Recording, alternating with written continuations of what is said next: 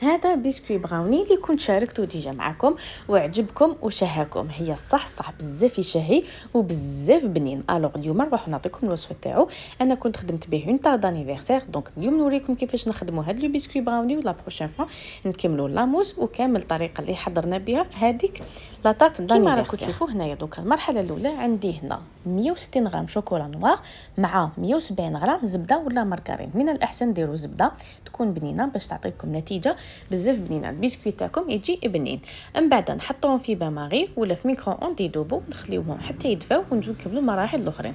هنا في ريسيبيون كنت درت 4 حبات بيض مع 170 غرام تاع سكر عادي، خلطتهم مليح حتى داب السكر والخليط تاعي ضاعف الحجم تاعو ولا كيما راكم تشوفوا هنايا. هذا هو القوام اللي نتحصل عليه، حتى اللون تاعو ولا كلير. هذه مرحله سهله، انا كان راح لي المقطع اللي خلط فيه السكر مع البيض، سينو قلت لكم طريقه سهله تبعوها برك وديروا كيما درت انا.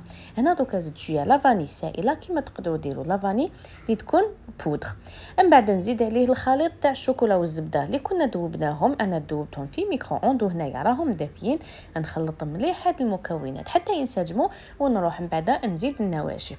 انا هنايا راني وزنتهم ودرتهم كامل كيف درت 160 غرام فارينه، 35 غرام كاكاو، ملعقه صغيره تاع لا لوفور شيميك. نخلط مليح هاد المكونات، من بعد نحطهم في بلاطو تاع 30 على 40 يكون فيه بابي كويسون باش ما يلصقليش لو بسكوي ويجيني ساهل نحيه.